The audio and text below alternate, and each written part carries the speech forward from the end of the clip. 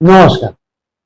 প্রতিনিয়ত আমরা সবসময় চিন্তায় আছি, এই বুঝি শরীর খারাপ হয়ে গেল, এই বুঝি শরীর খারাপ হয়ে গেল।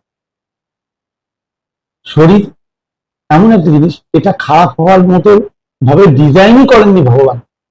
খারাপ হয় আমাদের দোষে, আমরা ভুল করি, তার ফলস্বরূপ রোগ।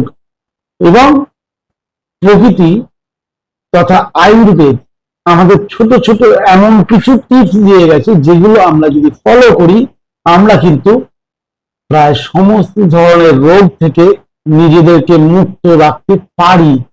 কিন্তু আমরা সেগুলোকে ফলো করি না। যখন ফলো করার দরকার হয়ে পড়ে, তখন হয়তো আর শরীরে ক্ষমতা থাকে না। আধুনিক বিজ্ঞান, বৈদিক জ্ঞান সবাই একটা কথাই বলে, রোগ নয়, রোগ হওয়ার আগে ভাবুন, যাতে রোগে পড়তে না হয়। প্রিভেনশন বেটার দ্যান কিওর, আধুনিক বিজ্ঞানের কথা। তাহলে আমরা আজকে সেই বিষয়বস্তুর উপরে একটা ছোট্ট টিপ, শুধু হাঁটা। আপনি যদি রেগুলার অন্তত পক্ষে 30 মিনিট হাঁটতে পারেন, তাহলে আপনি 90% রোগ প্রতিরোধ করতে পারেন। এটা আধুনিক বিজ্ঞানের ভাষা। এবার হাঁটারও কিন্তু কিছু সঠিক পদ্ধতি আছে, সেগুলো নিয়ে আজকের ভিডিওতে আমরা জানবো। হাঁটার উপকারিতা, সঠিক পদ্ধতি, ব্যাকওয়ার্ড ওয়াকিং এর আশ্চর্য ফলাফল, এবং বৈদিক ও আধুনিক বিজ্ঞান দুটোই হাঁটা সম্পর্কে কি বলছে। আমরা তো হাঁটা ছেড়ে দিয়েছি। আগেকার দিনে মানুষ এত যানবাহন ছিল না, শুধু হেঁটেই সারাদিন কেটে যেত এবং তারা নীরব সুস্থ জীবনযাপন করতেন। আজ আমরা সবসময় হয় গাড়ি, না হলে বাইক, হাঁটি না। হাঁটাটাই শুধু একা, দরকার নেই যোগ, দরকার নেই প্রাণায়াম। আরে এখন শরীরে জোর আছে, এখন তো হাঁটবো। প্রাণায়াম কখন করব? যখন বুড়ো হয়ে যাবে। ডিপ ব্রিদিং এর সঙ্গে যদি আমরা হাঁটি, শুধু হাঁটাই সমস্ত কিছু আপনার ব্যালেন্স করতে পারে। তাহলে চলুন আজকে আলোচনাটা শুরু করা যাক। আয়ুর্বেদে হাঁটাটাকে বলা হচ্ছে চলনাম আয়ু, অর্থাৎ গতি হচ্ছে জীবন। দৈনিক হাঁটা শুধু শরীর নয়, মনকেও স্থির রাখে। শারীরিক উপকারিতা কিন্তু প্রচুর। রক্ত সঞ্চালন বৃদ্ধি করে, হার্ট ও ফুসফুসকে শক্তিশালী করে, হজম শক্তিকে উন্নত রাখে, ওজনকে নিয়ন্ত্রণ করে, জয়েন্টের ব্যথা কমায়, ঘুমের গুণমান বাড়ায়। আপনি ভাবুন তো, এই কটা উপকার যে কথা বললাম, সেই কটাতেই যথেষ্ট নয় কি? এরপরেও আছে মানসিক উপকারিতা। মস্তিষ্কে সেরাটোনিন ও ডোপামাইনের নিঃসরণ বেড়ে যায়, উদ্বেগ ও মানসিক চাপ কমায়, একাগ্রতা বৃদ্ধি করে।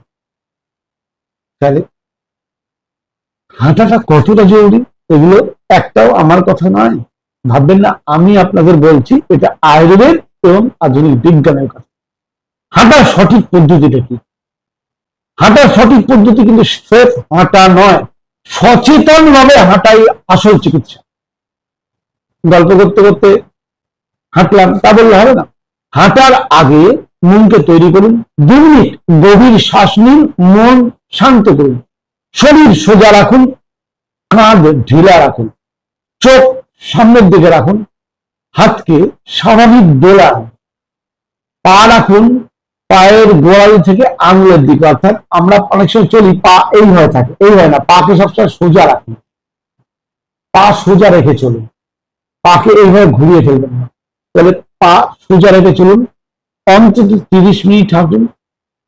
7 দিন না পারেন, সপ্তাহে 5 দিন, 6 দিন হাঁটুন, কিন্তু হাঁটুন।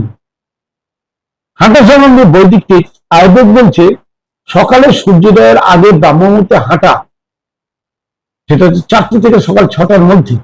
এটা হচ্ছে সবচেয়ে উপকারী। এই সময় বাতাসে প্রাণবায়ু বা প্রাণ শক্তি সর্বাধিক থাকে। আধুনিক বিজ্ঞান বলছে এই সময় বায়ুতে অক্সিজেন লেভেল সবচেয়ে বেশি থাকে। আচ্ছা, ব্যাকওয়ার্ড ওয়াকিং বলে একটা কথা আছে, শুনেছেন নিশ্চয়ই। আপনি কি জানেন পিছন দিকে হাঁটা বা ব্যাকওয়ার্ড ওয়াকিং আজকে আধুনিক মেডিকেল থেরাপির একটা অংশ, কিন্তু এর শিকড় আছে বৈদিক শাস্ত্রে, যেখানে একে বলা হয় প্রতিচলন, রিভার্স মোশন থেরাপি। ভাবতে পারেন, ব্যাকওয়ার্ড ওয়াকিং বা রিভার্স মোশন থেরাপি এখন একটা নতুন চিকিৎসা পদ্ধতি, কিন্তু আপনাকে এই নিয়ে কেউ বলেনি বা আপনি জানার চেষ্টাও করেননি বা জানতে পারেননি। বৈজ্ঞানিক দৃষ্টিতে যদি আমরা ব্যাকওয়ার্ড ওয়াকিং করি, তাহলে হাঁটু ও কোমরের উপর চাপ কমে, ভারসাম্য ও রিফ্লেক্স উন্নত করে, মস্তিষ্কের নিউরাল কানেকশন শক্তিশালী করে, ক্যালোরি বার্ন, সামনে হাঁটার চাইতে পিছনে হাঁটায় ক্যালোরি বার্ন হয় বেশি। পিঠের ব্যথা ও লাম্বারের সমস্যা, যাদের মানে মেরুদণ্ডের সমস্যা, লাম্বার পোর্শনের সমস্যা এবং পিঠে যাদের ব্যথা আছে, তাদের জন্য তো এটা মারাত্মক মানে। আর বৈদিক দৃষ্টিতে পিছন দিকে হাঁটা মানে জীবনের ভারসাম্য ফিরিয়ে আনা, শরীরের ইরা পিঙ্গলা নাড়ির মধ্যে সমন্বয় তৈরি করা, ফলে মন শান্ত এবং চিন্তা স্পষ্ট হয়। ব্যাকওয়ার্ড ওয়াকিং কিভাবে করতে হয়? এই ব্যাকওয়ার্ড ওয়াকিং এর বেনিফিট বিশাল। বডি এবং মাইন্ড, মনকে যদি সংযত করতে হয় এবং ভালো ঘুম যদি চাই, স্ট্রেস ফ্রি করতে হয় নিজেকে, উপকার হচ্ছে ব্যাকওয়ার্ড ওয়াকিং পদ্ধতি। দেখুন, ঠিক এইভাবে জাস্ট এভাবে পিছনে যেন পড়বেন না, মাঠ হলে সবচেয়ে ভালো হয়। অবশ্যই খালি পায়ে রানিং, এইভাবে এটাকে বলা হচ্ছে ব্যাকওয়ার্ড ওয়াকিং। একটা নির্দিষ্ট রেঞ্জে আবার আপনি ঘুরে যান। কতক্ষণ করবেন? কমপক্ষে 10 মিনিট এইভাবে কন্টিনিউ ব্যাকওয়ার্ড ওয়াকিং। যাদের সাইটিকা নার্ভের পেন আছে তাদের জন্যে, যাদের মাইন্ড ডিস্টার্ব হয়, ঘুম হয় না তাদের জন্যে, যাদের ফ্যাট বেশি অর্থাৎ ওবিসিটির শিকার, এমনি হাঁটলে যা ফ্যাট লুজ হয় এতে তার চাইতে 10 টাইমস বেশি ফ্যাট লুজ হয়। কারণ এখানে হাঁটার সঙ্গে মাইন্ডের একটা সম্পর্ক আছে। আপনি মনটাকে হাঁটার বাইরে কোথাও দিতে পারবেন না, এটা পরীক্ষা করে দেখতে পারেন। কারণ শরীর কিন্তু সবসময় বডি ব্যালেন্স রাখার জন্যে তার ফোকাসটা রেখেছে হাঁটার দিকে, অর্থাৎ মন কিন্তু আমার হাঁটার দিকেই ব্যস্ত। তো এইভাবে যদি আমরা প্রতিদিন যেন স্পিডে ব্যাকওয়ার্ড ওয়াকিং করি, তাহলে কিন্তু আমরা বহু রোগ থেকে নিজেকে মুক্ত রাখতে পারি। আপনি পরীক্ষা করে দেখবেন যে সামনে হাঁটবেন না, হাঁটতে হাঁটতে আপনার মন অন্য কিছু ভাববে। কিন্তু মজার ব্যাপার, একবার পরীক্ষা করে দেখুন তো, যখন পিছনে হাঁটবেন তখন কিন্তু আপনি অন্য কিছু ভাবতেই পারবেন না, সব ভুলে যাবেন, শুধু হাঁটার প্রতিটা স্টেপের দিকে মন থাকবে আপনার।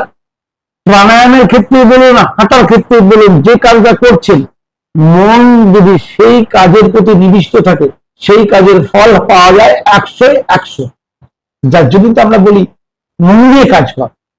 কিন্তু আমরা যে কোনো কাজ করি, কাজ যখন করি মন অন্যদিকে থাকে, যার জন্য কাজের 100% ফল আমরা পাই না।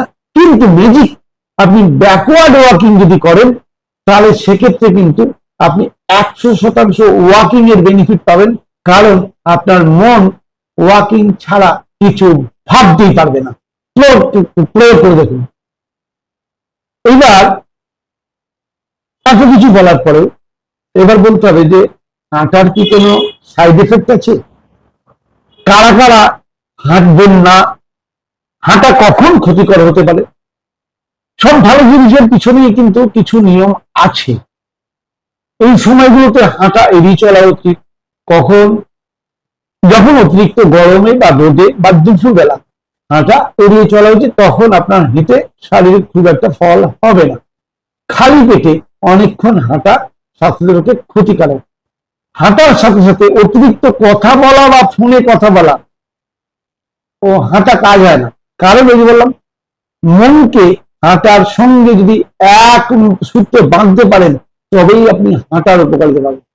খাওয়ার পরপরই হাঁটা, কমপক্ষে 45 মিনিট পর হাঁটা উচিত। খাওয়ার পরে হাঁটতে নেই। হঠাৎ জোরে দৌড়াবেন না বা হঠাৎ হাঁটার গতি তুলবেন না। আস্তে আস্তে অভ্যাস করে করে আস্তে আস্তে করুন। ব্যাকওয়ার্ড ওয়াকিং এর ক্ষেত্রে মাঠে নরম ঘাস না থাকলে করবেন না। রাস্তাঘাটে কেন ব্যাকওয়ার্ড ওয়াকিং এ অভ্যাস না থাকলে প্রথম প্রথম পড়ে যাওয়ার ভয় আছে, রাস্তাঘাটে করলে অ্যাক্সিডেন্টের ভয় আছে। ব্যাকওয়ার্ড ওয়াকিং অবশ্যই মাঠে করবেন, কারণ বাই চান্স পড়লেও বড় বিপদ হবে না। আধুনিক গবেষণার দৃষ্টিতে বা হার্ভার্ড মেডিকেল স্কুলের গবেষণা অনুযায়ী দৈনিক মাত্র 30 মিনিট হাঁটা হৃদরোগের ঝুঁকি কমাতে পারে 30%। জার্নাল অফ নিউরোসায়েন্স বলছে নিয়মিত হাঁটা ব্রেন সেল এর পুনর্জন্ম ঘটায়, স্মৃতিশক্তি বৃদ্ধি করে। সায়েন্সের রিসার্চের কথা বলছি, আমি কিন্তু আমার মন গড়া কথা বলিনি। জাপানিজ মেডিকেল ইউনিভার্সিটি এর এক গবেষণায় দেখা গেছে ব্যাকওয়ার্ড ওয়াকিং করলে ক্যালোরি পড়ে 40% বেশি। হাঁটলে যা ক্যালোরি পড়ে তার 40% বেশি ক্যালোরি পড়ে, ফলে শরীরের ভারসাম্য খুব তাড়াতাড়ি উন্নত হয়। এটা জাপানিজ মেডিকেল ইউনিভার্সিটি গবেষণা করে দেখেছে। তাহলে আপনি যদি প্রতিদিন শুধু 8 ঘন্টা সময় দেন হাঁটার জন্য, তাহলে আপনার শরীর, মন ও আত্মা এই তিনটি নবজীবন পাবে। স্মরণে রাখবেন, চলনাম আয়ু, গতিমানে জীবন, থেমে গেলে জীবন থেমে যাবে। তাই আজ থেকে শুরু করুন আপনার সুস্থতার পথে হাঁটা। হাঁটাই আপনাকে সমস্ত দিক থেকে মুক্তি দিতে পারে। বেশি না, দিনে 30 মিনিট একবার প্রয়োগ করে দেখুন। 7 দিন লাগাতার প্রতিদিন সকালবেলা 30 মিনিট, 15 মিনিট ফরওয়ার্ড ওয়াকিং করুন, 15 মিনিট ব্যাকওয়ার্ড ওয়াকিং করুন। যার অপশন নেই সে এক জায়গায় দাঁড়িয়ে দাঁড়িয়ে করুন। ঘরের মধ্যে জমি মাঠ নেই, রাস্তা নেই, অনেকের আছে, তারা ঘরের মধ্যে দাঁড়িয়ে দাঁড়িয়ে এক জায়গায় ওয়াকিং করুন। ঠিক আছে, কিন্তু করুন, করে দেখুন কি ম্যাজিক হতে পারে। এটাই ছিল আজকের বিষয়বস্তু। কতটা কাজে লাগলো জানি না। যদি ভিডিও ভালো লেগে থাকে অবশ্যই আপনার পরিচিতদের মধ্যে ভিডিওটাকে শেয়ার করুন, কারণ সবাই সুস্থ থাকার যেসব সহজ সহজ টিপস স্বাস্থ্য সম্বন্ধে প্রতিনিয়ত আলোচনা করে যাচ্ছে, সেগুলো সবার জানা উচিত, জানার দরকার। সুস্থ থাকতে গেলে এগুলো হচ্ছে আসল চিকিৎসা। নমস্কার।